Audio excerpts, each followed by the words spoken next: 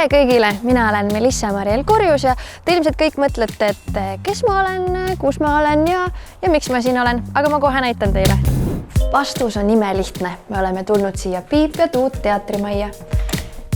Just siin sagib imepalju andekaid noori. Ja uskuge või mitte, just neid me otsima hakkamegi.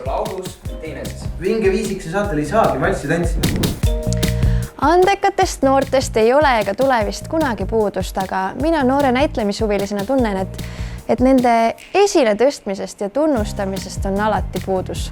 Ja siinkohal astubki vahele Piletilevi, kes mitte ei arva, vaid teab, et noored on meie kultuuri tulevik ja et neid lihtsalt tuleb tunnustada. Ja sellepärast meie hakkamegi teieni tooma iga nädal vahvaid noori, kes on kultuurimaastikul midagi korda saatnud, midagi ägedat korda saatnud.